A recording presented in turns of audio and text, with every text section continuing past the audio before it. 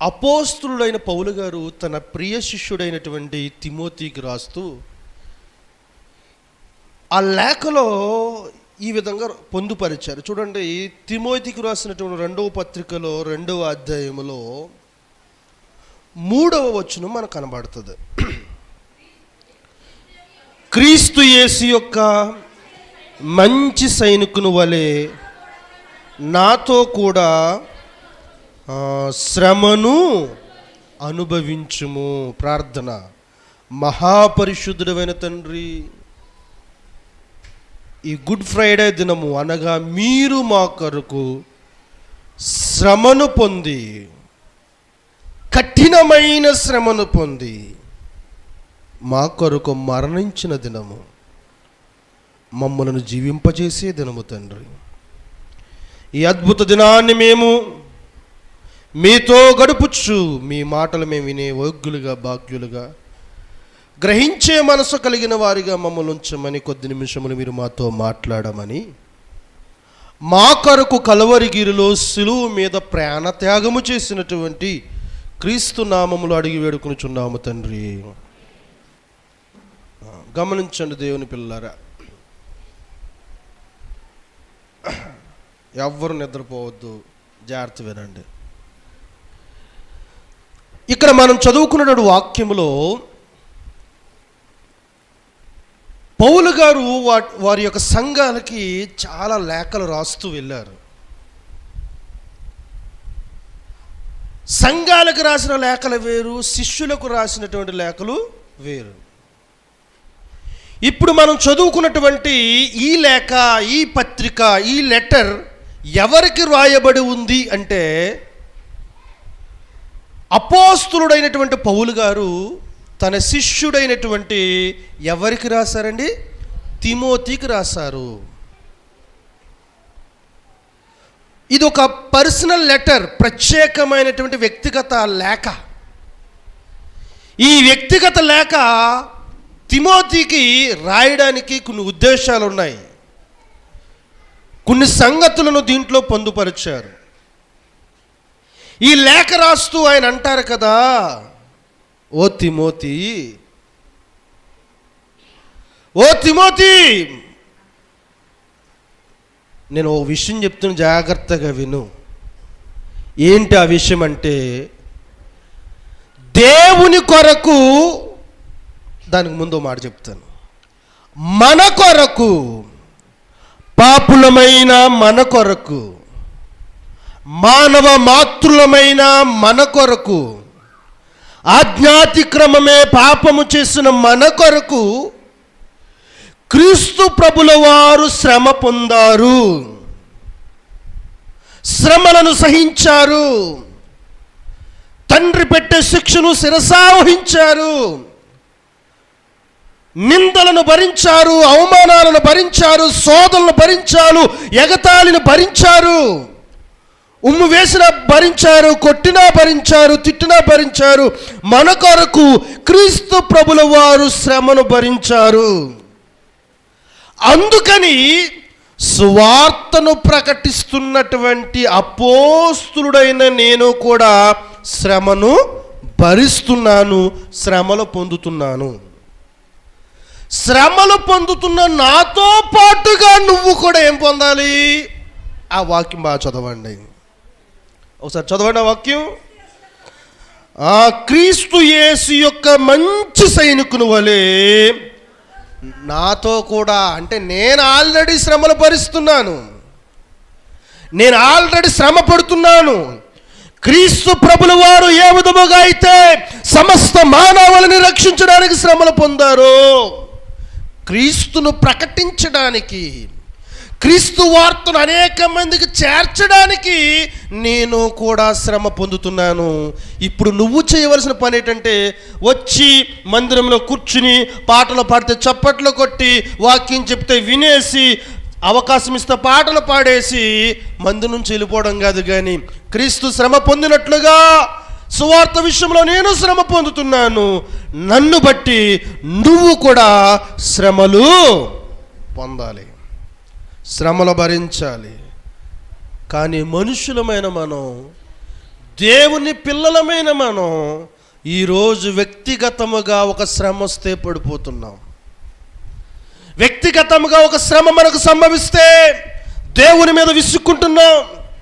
వ్యక్తిగతంగా మన జీవితంలో అప్పుల రూపంలో కానీ, వ్యాధుల రూపంలో కానీ, ఓటమి రూపంలో కానీ, విఫలమైన రూపంలో కానీ, నిందల రూపంలో కానీ, భయంకరమైనటువంటి అనేక విషయాల్లో మనకి ఏదన్నా వ్యతిరేకత పడినప్పుడు వచ్చినప్పుడు మనం ఏం చేస్తామంటే ఆ శ్రమను కూడా తట్టుకోలేకపోతున్నాం. అయితే ఈరోజు ఈ భయంకరమైన దినములలో మనం ఎలాగుండాలంటే సేవకునితో పాటుగా శ్రమ పొందేటువంటి స్థానంలో మనం ఉండాలి. దేవునికి మహిమ కలుగును గాక. సేవకునితో పాటు శ్రమ పొందాలండి. కానీ ఈ రోజుల్లో శ్రమ లేదు, అందరికీ సుఖం వచ్చేసింది. ఈ మధ్య చర్చిలు కూడా అలాగొచ్చేసాయి, ఏసీ చర్చిలు వచ్చేసాయి. మొత్తం తొలిపేసేసుకుంటున్నారు, రంగు రంగుల లైట్లు ఎట్టేస్తున్నారు, ఏసీ ఎట్టేస్తున్నారు. నా ప్రాణమా, మా పాస్టర్ గారు రేక్ సెడ్ ఇటు వచ్చేస్తుంది బాబా, ఏసీ అన్నా బెటర్ అయినా. శ్రమ పొందవలసిన వారిగా ఉన్నాం. ఎలాంటి శ్రమ అంటే, ఒక మంచి సైనికుడు తన దేశాన్ని కాపాడడానికి, తన దేశ ప్రజలను కాపాడడానికి, తన దేశ జెండా రెపరెపలాడుతూ ఎగిరే విధముగా ఉండేలాగా దేశం కోసం ఎలాగైతే పోరాడతాడో, ఎలాగైతే శ్రమ పొందుతాడో, నిద్ర లేకపోయినా, సరి అయిన ఆహారం లేకపోయినా, ఎండ ఉన్నా, అడవి అయినా, ఎడారి అయినా, మంచు అయినా, ఆ బోర్డర్స్ దగ్గర తన దేశాన్ని కాపాడుకోవడానికి పడిగాల్పులు కాస్తూ నిద్రలేమి, ఆహారలేమి, సుఖలేమి కలిగినను తన దేశం కోసం ప్రాణం పెట్టడానికి కూడా సిద్ధంగా ఉంటాడో, ఈ రోజుల్లో క్రైస్తవత్వాన్ని కాపాడుకోవడానికి ప్రతి సంఘములోనూ 20 సంవత్సరముల నుండి 35 సంవత్సరములున్న ప్రతి యవ్వనస్తుడు ఒక్కొక్క క్రైస్తవ సైనికుడిగా మారాలి. దీనికి స్తోత్రం చెప్పండి. అలాగ రీసెంట్గా ఒక గొప్ప సైనికుడు చనిపోయాడండి. మీ అందరికి తెలుసు ఎవరు? ప్రవీణ్. మంచి పోరాటము పోరాడాడు. క్రీస్తు ఏ విధముగా అయితే సమస్త మానవాళిని రక్షించడానికి పరిసయ్యులతోనూ, సద్దుకయ్యులతోనూ, యాజకులతోనూ, యూదులతోనూ పోరాడి పోరాడి సత్యాన్ని ప్రకటించి క్రీస్తు రాజ్య సువార్తను అనేక మందికి అందించి క్రీస్తు రాజ్యాన్ని స్థాపించి మన కొరకు చనిపోయాడు. అదే క్రీస్తు రాజ్యాన్ని, అదే క్రీస్తు సత్యాన్ని అనేక గ్రంథాలు చదివి, అనేక లాలు చదివి, అనేకమైనటువంటి సబ్జెక్టులు తన బుర్రలో పెట్టుకుని అనేక మందితో డిబేట్ చేసి అనేక మందిని ఓడించి చిత్తుగా ఏసే రాజు, ఏసే రాజు అంటూ అనేక మందికి ఎలుగెత్తి చెప్పి పోరాడి చనిపోయాడు సైనికుడు. అలాంటి ప్రవీణ్ పగడలాంటి వాళ్ళు ప్రతి సంఘములో ఉండాలి. దేవునికి మహిమ కలుగును గాక. పౌరుషంగా తీసుకుందాం యవనస్తులారా. బ్రతుకుట క్రీస్తే, చావైతే మేలు అనేటువంటి ఆలోచన ఎప్పుడైతే సంఘములో ఉన్న యవ్వన బిడ్డలకు, అది స్త్రీలైనా పురుషులైనా, ఎప్పుడైతే ఆ విధానములోనికి, ఆ స్వభావంలోనికి వస్తారో అప్పుడే వాళ్ళు వధువు సంఘముగా, పెండ్లి కుమార్తె సంఘముగా ఏర్పాటు చేయబడతాడు. నువ్వు చప్పట్లు కొట్టేసినంత మాత్రాన, పాటలు పాడేసినంత మాత్రాన, సాక్ష్యాలు చెప్పేసినంత మాత్రాన, కానుకలు ఇచ్చేసినంత మాత్రాన నువ్వు యేసు ఏ విధముగా అయితే శ్రమ పొంది 7 మాటలు పలుకుచూ సిలువలో మరణించాడు, ప్రవీణ్ పగడాల గారు ఏ విధముగా అయితే మతోన్మాదుల చేతుల్లో క్రీస్తు ప్రభుల కొరకు హత్య సాక్షిగా మారారో, అలాగ నువ్వు చేయగలిగితే, ఆ స్థితిలోనికి నువ్వు నేను రాగలిగితే అప్పుడు మనము దేవుని యొక్క మంచి సైనికులు అవుతాం. దీనికి స్తోత్రం చెప్దాం. కానీ మనం ఎలాగున్నాం తెలుసా? కనీసం దైవ సేవకులు ముందుకు నడుస్తుంటే వెనకాల నడవడానికి కూడా సిద్ధంగా లేవు. ఆయనే పడతారులే, మందిర నిర్మాణం జరుగుతుంది. ఎవరో వచ్చి అడ్డు పెట్టారు. పాస్టర్ గారే గొడవలాలి ఇప్పుడు వాళ్ళతోటి. పాస్టర్ గారు వెళ్ళే బతిమాలుకోలు, అయ్యా లేదండి పర్మిషన్ ఉందండి, ఎప్పటి నుంచో సేవ చేస్తున్నామని. 10 మంది కుర్రోళ్ళు వెనకాల వచ్చి నిలబడి ఏంటండి ఏం చేసాము, మా మందిరం, we have rights, we are living in the democratic country, ప్రజాస్వామ్య రాజ్యంలో మేమున్నాము, ఇదిగో పలానా ఆర్టికల్ ఎలా చెప్తుంది, పలానా ఆర్టికల్ ఎలా చెప్తుంది, మాకు హక్కు ఉంది, మత స్వేచ్ఛ హక్కు ఉందండి, మీరెవరు ఆపడానికి సువార్తని 10 మంది కుర్రోళ్ళు వెనకాల నిలబడగలిగితే ఏ మొత్తన్మాది ముందుకు రాడు. కానీ ఈ రోజుల్లో యేసు ప్రభువుని బంధించడానికి వచ్చిన వెంటనే శిష్యులు చల్లా చెదరైపోయి పేతురులాగా ఆయన ఎవరో నాకు తెలియదు అన్నట్లుగా పాస్టర్ గారికి ఆపదొస్తే మందిర విషయంలోనూ సువార్త విషయంలోనూ ఎవరైనా అడ్డుకుంటే పిరికి పందలాగా పారిపోయేటువంటి మగాళ్ళు ఉన్నారు ఈ రోజుల్లో. ఒక మతోన్మాది వచ్చినప్పుడు, సువార్త ప్రకటిస్తున్నప్పుడు, మందిరం నిర్మిస్తున్నప్పుడు, కూడికలు జరుగుతున్నప్పుడు మైకెట్టే మీరు సువార్త చేయకండి అన్నప్పుడు మన నోర్లు ఎందుకు లేవట్లేదు? అందుకనే మనల్ని ఎర్రిగొర్రెలు అంటున్నారు. బాబు ఒరే బాబు, ఒకప్పుడు మేము ఈ గొర్రెలము, ఇప్పుడు మేము కొదమ సింహాలము అనాలి మనం. దీని స్తోత్రం చెప్పండి. ఎందుకని దేవుడు ఎలా రాబోతున్నాడు? కొదమ సింహము వలె. కొదమ సింహం యొక్క పిల్లలమండి మనం అందరము కూడా. ఆయన గొర్రెలాగొచ్చాడండి. గొర్రెలాగొచ్చి బలి పశువై గొర్రె పిల్లగా మన కొరకు బలి అయిపోయాడు. అయిపోయింది గొర్రె పిల్ల చరిత్ర. ఇప్పుడు వచ్చే చరిత్ర ఏ చరిత్రో తెలుసా? కొదమ సింహపు చరిత్ర, రాజు చరిత్ర. మేఘారుడై కోట్లాది దేవదూతలతో కొదమ సింహంలాగా మేఘారుడై రారాజు రాబోతున్నాడండి. ఇప్పుడు మనమందరము కూడా రాజకుమారులము, సింహపు పిల్లలము. దేనికి స్తోత్రం చెప్పండి. గొర్రెల్లాగా ఉండకండి. ఇంకా వద్దు వద్దు వద్దు. గొర్రెల్లాగుండే రోజులు పోయాయి, తగ్గించుకుని ఉండే రోజులు పోయాయి. ఇప్పుడు సమయం దేనికోసం అంటే పోరాడవలసినటువంటి సమయము. నువ్వు నేను మరొక ప్రవీణ్ గారిలాగా సిద్ధపడదాం. దేని స్తోత్రం చెప్దాం. అప్పుడే ఆయన మనం ఈ లోకానికి వచ్చి మన కొరకు ప్రాణం పెట్టి చనిపోయిన దానికి సార్థకత ఉంటుంది, చనిపోయిన దానికి విలువ ఉంటుంది, చనిపోయిన దానికి మనం ఒక విలువనిచ్చిన వారం అవుతాము. దేవుడు మన కొరకు చనిపోయాడు. ఇప్పుడు మనం ఏం చేయాలంటే దేవుని కొరకు చనిపోయేటువంటి మనుషుల్లా మారుదాం. ఆపేద్దాం. దేవుని కొరకే ఎంతసేపు జ్వరం వచ్చిందండి ప్రార్థన చేయండి, జబ్బు వచ్చిందండి ప్రార్థన చేయండి, అప్పులు ఉన్నాయండి ప్రార్థన చేయండి. ఎంతసేపు వ్యక్తిగత జీవితం కోసం కాదు. నిజాన్ని చెప్పాలంటే ప్రవీణ్ పగడాల సహోదరులకు ఒక మంచి బిజినెస్ ఉందటండి, సాఫ్ట్వేర్ కంపెనీ ఉందటండి. ఏంటండి 7 కంపెనీలు ఉన్నాయి. ఆ కంపెనీల్లో ఒక కంపెనీ, చిన్న కంపెనీ. ఎందుకు నీకు చిన్న దుకాణం ఉంటే చాలు, కిల్లి కొట్టు ఉంటే చాలు, నువ్వు రావు మందిరానికి. 7 బిజినెస్లు పక్కన పెట్టండి, 7 సాఫ్ట్వేర్ కంపెనీలు పక్కన పెట్టండి. నీకు ఇంటి దగ్గర షెడ్ ముందు చిన్న కిరాణా కొట్టు ఉంటే రావు ప్రార్థనకి. అమ్మో నేను ఆదివారం ప్రార్థనకి వెళ్ళిపోతే ఒక 500 రూపాయలు బేరం ఆగిపోద్దేమో. కానీ ఆయనకు అంత బిజీ షెడ్యూల్ ఉన్నా, ఒక గ్రేట్ బిజినెస్ మ్యాన్ కింద చలామణి అవుతున్నా, సాఫ్ట్వేర్ కంపెనీకి ఒక చైర్మన్గా ఆయన ఉన్నా సరే, వాటన్నిటిని విడిచి దేనికోసం పోరాడాడండి? సత్యము కోసం పోరాడాడు, క్రీస్తు కోసం పోరాడాడు, ఒక మంచి సైనికులా పోరాడాడు. ఇదిగో ఇక్కడ కూర్చున్న మనం ఈరోజు సిగ్గు తెచ్చుకోవాలి, మనల్ని మనం ప్రశ్నించుకోవాలి. నిజమే కదా? నేను ఎప్పుడు నిలబెడతాను సైనికుల్లాగా? నేను ఎప్పుడు నిలబడతాను? నేను ఎప్పుడు నా తండ్రి కొరకు నా ప్రాణం ఇచ్చేస్తాను? అంతటి అదృష్టం నాకు ఎప్పుడు వస్తుంది? ఒకరోజు అలాగే స్కూటీ మీద రాళ్ళగుంట పోతవరం ప్రాంతానికి 3 రోజులు మీటింగ్ పిలిచారు అయ్యగారి ద్వారానే. నన్ను మ్యాక్సిమం చాలా చోట్లకు పరిచయం చేశారు అయ్యగారు. ఎర్రపోతవరం మీటింగ్కి వెళ్ళాను. 12 అయిపోయింది మీటింగ్ అయ్యేసరికి. ఒక్కనే స్కూటీ మీద ఎర్రపోతవరం నుంచి ఎక్కడికి రావాలి? రాపర్తి ప్రాంతానికి రావాలి. వెళ్ళొద్దండి అన్నారు. ఆ ముందు రోజు నైటే మత్తోన్మాదులకు అంటుకునే విధంగా వాక్యం చెప్పాను.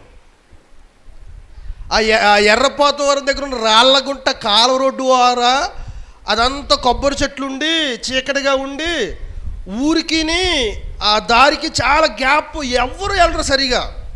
భయపడ్డారు వాళ్ళు. నేను అన్నాను, యేసు రక్తం చేయి, ఏం చేస్తావో చేయి. ఏంటి? యేసు రక్తం చేయి. రాత్రి కూడా మన జగన్నాథపురం వాక్యం చెప్పేసి వెళ్ళిపోతుంటే మార్టిన్ పాస్టర్ గారు ఒక ఆయన అన్నారు, ఏంటి ఒక్కరే వచ్చేసారు రిటర్న్ సింగిల్ గాను. ఏమంటే మొన్న చూశారు కదా ప్రవీణ్ గారు, బాగోలేదండి సమాజం, బయట బాగోలేదు, కూడా ఎవరినన్నా తెచ్చుకోండి. ప్రాణభయం ఎందుకు మనకి? పోతే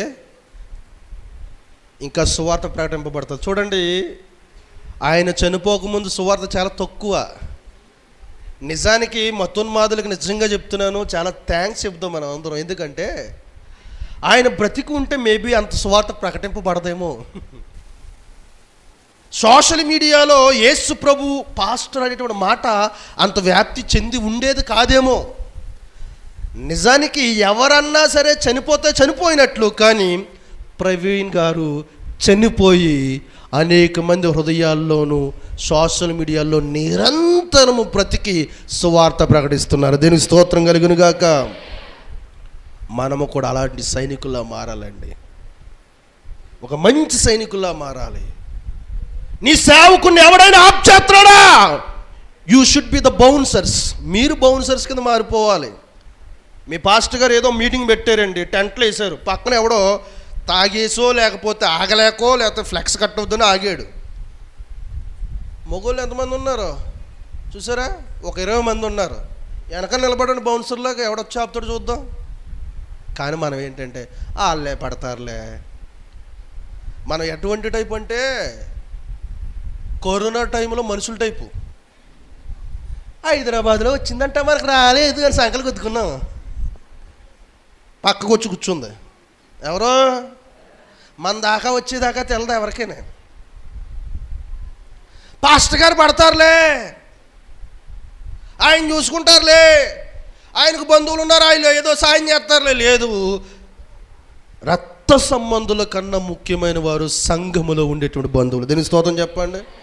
మీరు నిలబడాలి ఆయనకు బాడీ గార్డుల కింద. ఏ సువార్త సభ ఎవడొచ్చి ఆపడానికి వీల్లేదు, ఏ సువార్తను ఎవరు ఆపడానికి వీల్లేదు. We have rights according to the Indian constitution. భారత రాజ్యాంగం ప్రకారము మనకు హక్కు ఉందండి.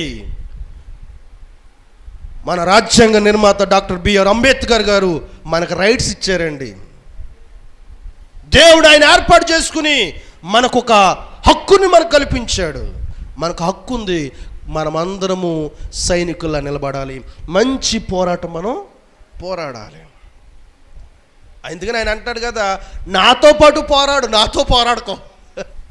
పాస్టర్ గారితో పాటు శ్రమ అనుభవించాలి అంటున్నారు. ఇదిగో పాస్టర్ గారు పౌలు గారు అంటున్నారు, ఇక్కడ పాస్టర్ గారు పౌలు గారు అంటున్నారు ఏంటంటే, ఓ తిమోతి, మీ సంఘంలో మరి పేరు నాకు తెలియదు, ఓ ఏలియా, ఓ జకరియా, ఓ జాకబ్, ఓ రమేష్, ఓ సురేష్, ఓ గణేష్, ఓ జోసఫ్, ఓ డేవిడ్, నాతో పాటు నువ్వు సువార్త విషయంలో, సత్య స్థాపన విషయంలో, దేవుని రాజ్య విషయంలో, యేసు క్రీస్తు ప్రభువారు ఈ గుడ్ ఫ్రైడే దేవుదన్న ఏ విధముగా అయితే సిలువలో 7 మాటలు పలికి మన కొరకు తుది శ్వాసని విడిచాడో, శ్రమలు పొందాడు, అలాగే మనము పొందుదాం, అలాగే మనము నిలబడదాం, అలాగే మనము సాక్షులుగా ఉందాం, దేవుని కొరకు పోరాడదామని చెప్పేసి మనము కూడా ఒక్కొక్కరు ఉడుకు రక్తంలో ఒక్కొక్క క్రైస్తవ సైనికుడు లేవాలి. దేవునికి స్తోత్రం చెప్దాం.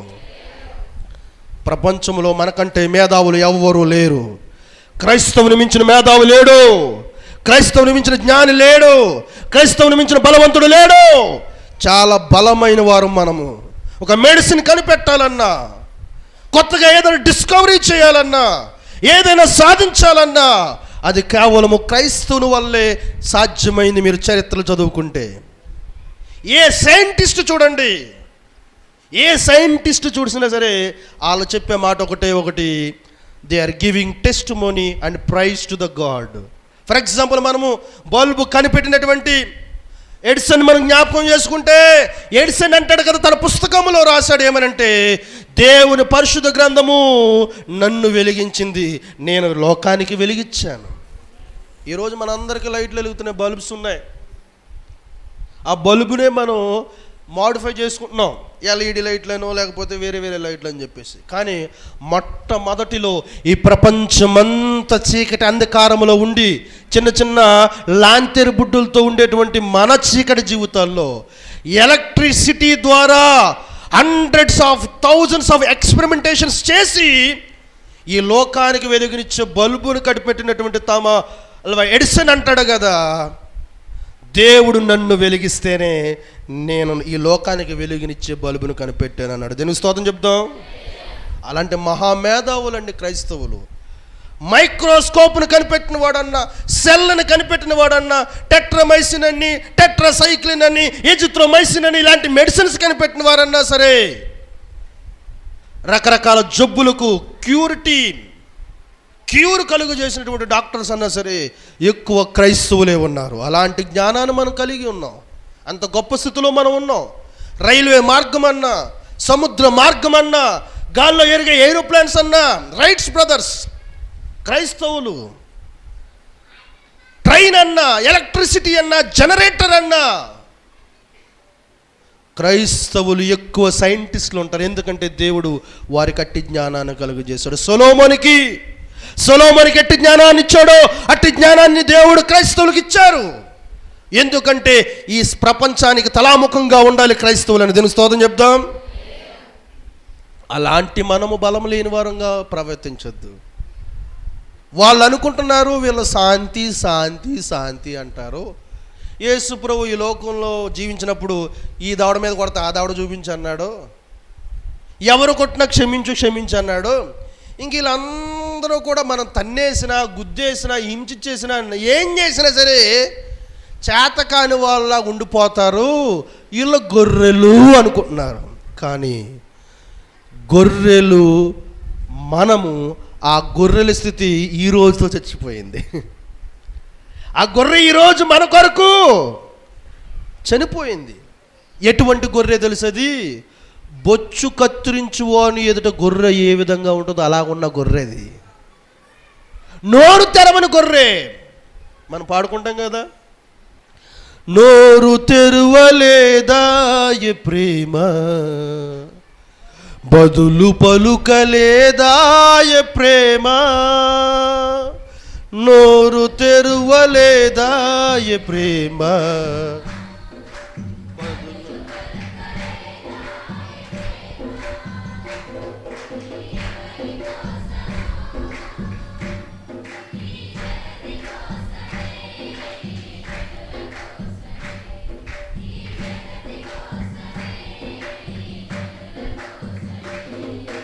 సిలువలో సాగింది యాత్ర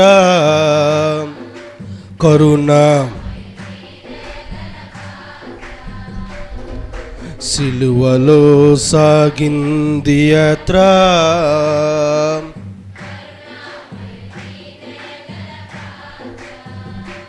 చూడండి. వెనక నుంచి తన్నారు, ముందు నుంచి నవ్వారు, ఎంతో ఎగతాళి చేశారు, నోరు తెరవలేదు. నాకు తెలిసి బహుశా ప్రవీణ్ గారిని చంపేటప్పుడు కూడా ఈ మతోన్మాద కుక్కలు అలాగే చేశాయని నేను అనుకుంటున్నాను. ఆయన చాలా హింసించి ఉంటాయండి, ఆయన చాలా ఇబ్బంది పెట్టి. మనం సింపుల్గా ఆయన డెడ్ బాడీ చూస్తున్నాము, కానీ ఆయన్ని చంపే ముందు ఎంత నరకయాతన చూపి చంపుంటారో ఒకసారి ఊహించుకోండి. మానవ మృగాలు. మన సింపుల్గా అయ్యో పాపం చనిపోయారు, కొట్టేశారంట, నోరు చీరేశారట, ఇలా రకరకాలుగా చెప్పుకుంటున్నాం. కానీ ఎంత యాతన పెట్టుంటారు. ఆ రోజు కూడా యేసు ప్రభువుని అంత యాతన పెట్టారండి. అలాంటి యాతన వస్తుందని తెలిసి కూడా ముందుకు సాగిపోయేవాడే క్రైస్తవుడు. దీనికి స్తోత్రం. ఈరోజు ప్రవీణ్ ప్రగడ కోసం చెప్పుకున్నాం, రేపు నేను అవ్వచ్చు, తర్వాత మీ అయ్యగారు అవ్వచ్చు, తర్వాత వాళ్ళ పిల్లలు అవ్వచ్చు, తర్వాత మీరు అవ్వచ్చు. శ్రమ వచ్చినప్పుడు పారిపోయే క్రైస్తవుల కింద ఉండకూడదండి. మనం ఎవడొస్తాడో రాని, ఏ రాజకీయవేత్త వస్తాడో, ఏ పోలీసుడు వస్తాడో, ఏ క్రైస్తవ వ్యతిరేక వస్తాడో రాని, దేనికన్నా రెడీ అవ్వాలి మనం చనిపోవడానికి. ఎక్కడ నువ్వు చనిపోతే అక్కడ నువ్వు బ్రతుకుతావు. నేను ఇంకో విషయం చెప్పనా, ఇక్కడ నువ్వు ఎంత పాపిగా ఉన్నా సరే క్రీస్తు కొరకు ఇక్కడ చనిపోయావు అనుకో, పరలోకం పోతావు. దీని స్తోత్రం చెప్పండి. చనిపోదాం, క్రీస్తు కొరకు సిద్ధపడదాం. చనిపోయేంత బలం మనకు ఉండాలి. అయినా చనిపోయే వరకు ఎందుకు తెచ్చుకోవాలి అంటే మనం బలహీనంగా ఉన్నాం కాబట్టి తెచ్చుకుంటున్నాం. నిజానికి ఒక పాస్టర్ వెనకాల సంఘంలో ఉండే మగ మహారాజులు నిలబడితే ఎవడేం చేయగలడు పాస్టర్ గారిని చెప్పండి. అసలు నిలబడం మనం రాజకీయవేత్తల వెనకాల నిలబడతాం ఆ సారా ప్యాకెట్ కోసం ఎలా కట్టుకొని, ఆడేసే భిక్ష కోసం, ఆడు దులిపే ఎంగిలి మధ్యలుకుల కోసం రాజకీయ వేత్తల వెనకాల మనం తిరుగుతామండి. వాళ్ళకి లోబడతాం. ఎడరా అంటే వీటిని మనం కూడా చేస్తాం. వాళ్ళు బాగానే ఉంటారు. మొన్న నేను ఆటోలో వెళ్తున్నాను, బండి లేదు, ట్రాఫిక్ ఆఫ్ చేశారు. ఆఫ్ చేసేస్తే ఒక రాజకీయ నాయకుడు వెళ్తున్నాడు కారులో.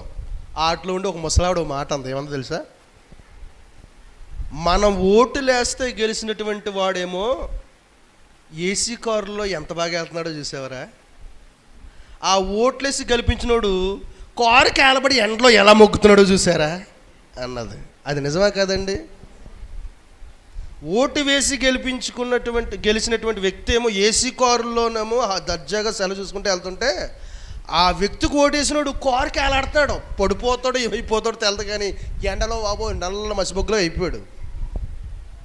చూడండి, మనము నిలబడవలసింది ఎవరి వెనకాలో తెలుసా? కేఏ పాల్ లాంటి సేవకుల వెనకాల ఆయన నిలబడ్డాడు తెలుసా? ఇప్పుడు చూస్తున్నారు ఏం జరిగిందో. వదలడైనా మనం ఆయన ఒక జోకర్ కింద చూసాం, మనం చూడలేదులేండి, అలా చిత్రీకరించేశారండి. మతోన్మాదులు అది కూడా చేసింది. ఆయన మీమ్స్ రూపంలోనూ కమెడియన్ కింద మనం చూపిస్తే మనం ఆ యూట్యూబ్లో చూసి నవ్వుకున్నాం, అంతే, ఫీల్ అయిపోయాం కామెడీ కింద. కానీ ఆయనకున్న నాలెడ్జ్ ఎవరికి ఉన్నది చూడండి. ఆయన ఆర్టికల్స్ టక్ చదివేస్తాడు. ప్రతి రాజకీయవేత్త యొక్క పేరు ఆయన నోటికొచ్చు. నీకు నాకు తెలదు ఎందుకని. ప్రపంచంలో ఎంతమంది ప్రెసిడెంట్స్ ఉన్నారు వాళ్ళందరి పేర్లు ఆయనకు తెలుసు. మన తెలుగు రాష్ట్రంలో ఉన్న ప్రతి రాజకీయ నాయకుడు యొక్క పేరు ఆయనకు తెలుసు. ఆయన స్పష్టంగా బలే పలుకుతాడు, గుర్తు చేసుకుని ఆయన పదవి ఏంటో ఆయన పేరు ఏంటో కూడా చెప్పేస్తాడు, ఆయన ఏం చేశాడో చెప్పేస్తుంటాడు. అంత నాలెడ్జబుల్ పర్సన్. ఆయన స్పీచ్ ఎప్పుడైనా వినండి. ఆయన నిలబడ్డాడు. ఎవడైతే కమీడియన్ అనుకున్నామో ఇప్పుడు ఆయన సూపర్ హీరోగా నిలబడ్డాడు. దీని స్తోత్రం చెప్తాం. యేసయ్య మన కొరకు నిలబడ్డాడు. ఎలా నిలబడ్డాడు తెలుసా? నా బిడ్డలు నరకానికి పోతారు, వారికి పాప క్షమాపణ లేదు, పాప విమోచన లేదు, అపవిత్రులు అయిపోయారు. ఆ రోజుల్లో నాతో సాతాను శపథం చేసినట్లుగా నువ్వు మనిషిని చేస్తావు, నేను పాడు చేస్తానన్నాడు. అలాగే పాడు చేసేస్తున్నాడు. ఎలాగన్నా నా బిడ్డల్ని నేను మంచిగా చేసుకోవాలి, బాగు చేసుకోవాలని ఆయన మన కొరకు నిలబడ్డాడు. ఈరోజు మనం ఏం చేయాలంటే దేవుని కొరకు ఏం చేయాలమ్మా? నిలబడతాం. We are the soldiers. మనమే సైనికులము. క్రైస్తవ సంఘములో మీరు నిలబడండి. ఎక్కడెక్కడికి వెళ్ళి నిలబడక్కలొద్దు, ఎక్కడికెక్కడో ర్యాలీలు చేసి ఎక్కలొద్దు. మీ సంఘంలో మీ మీసాలు తిప్పి నిలబడండి. ఏం చెప్పాలి? కొంతమంది పాస్టర్లకు మీసాలు ఉండవు. మన సంఘంలో మనల్ని తొడగొట్టి నిలబడదాం, మీసాలు తిప్పి నిలబడదాం, పౌరుషంగా నిలబడదాం.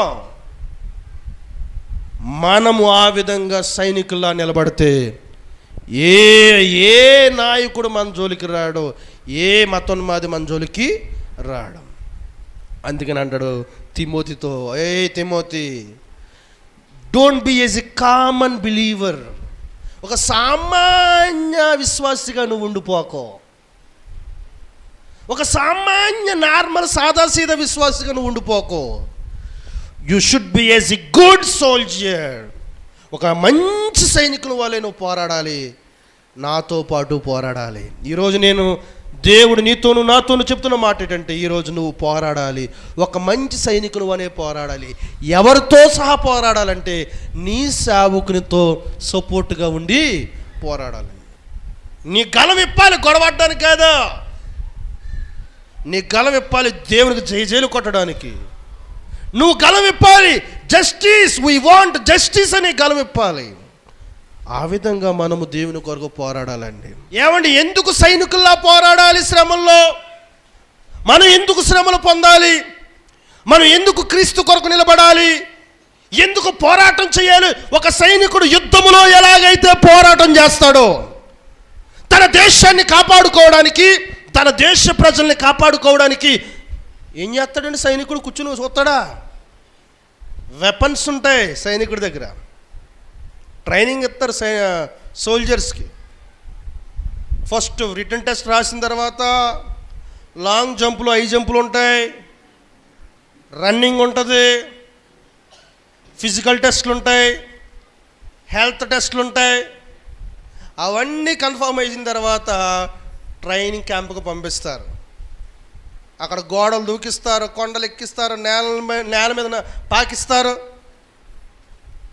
నీటిలో మునిగి కొంతసేపు ఉంచేస్తుంటారు, అడవుల్లో పరిగెత్తిస్తుంటారు, గంటలు గంటలు నిలబెట్టేస్తుంటారు. ఎన్నో ఎన్నో ఎన్నో భయంకరమైనటువంటి ట్రైనింగ్ కోర్సెస్ ఉంటాయి. తర్వాత ఏం చేస్తారు? ఆ ట్రైనింగ్ అయిపోయిన తర్వాత ఫిజికల్గాను వెపన్స్ ట్రైనింగ్ ఇస్తారు. ఎట్లా షూట్ చేయాలి, గోల్ని ఎట్లా సెట్ చేసుకోవాలి, నువ్వు ఎలా ప్రొటెక్ట్ చేసుకోవాలని ట్రైనింగ్ ఇస్తూ ఉంటారు ఒక సైనికుడిని. ఈ సైనికుడు ఏం చేస్తాడంటే, తన మీద శత్రువు దండెత్తినప్పుడు ఏవైతే నేర్చుకున్నాడో అవన్నీ ఉపయోగించి తన దేశాన్ని, తన దేశ ప్రజల్ని కాపాడుకునే ప్రయత్నం చేస్తాడు. అలాగే ప్రతి ఆదివారము, ప్రతి శుక్రవారము, ప్రతి సభలో, ప్రతి కూటాలు కూడా నీకు ట్రైనింగ్ క్లాసెస్ అన్నమాట. దేవుడు వాక్య జ్ఞానముతో ట్రైనింగ్, పరిశుద్ధ వాక్యముతో ట్రైనింగ్, దైవ సేవకుని మాటల ద్వారా ట్రైనింగ్. ఈ ట్రైనింగ్లో దేవుడు జ్ఞానాన్ని అందిపుచ్చుకుని ఒక మంచి సైనికులా తయారయ్యి పోరాటం చేయాలి. శత్రువుతో, లోకముతో, పాపముతో పోరాటం చేయాలి. అలాగ పోరాటం చేయకపోతే నీకు కిరీటము రాదటండి. మనం అందరం దేనికోసం పోరాడుతున్నప్పుడు? కిరీటము కోసం. ఏ కిరీటము? జీవ కిరీటము. ఆ జీవ కిరీటము నువ్వు రావాలంటే, ఆ జీవ కిరీటము నువ్వు పొందుకోవాలంటే నువ్వు మంచి సైనికులాగా పోరాడాలి. మంచి సైనికులాగా పోరాడితే నీకు ఆ జీవ కిరీటం వస్తుంది.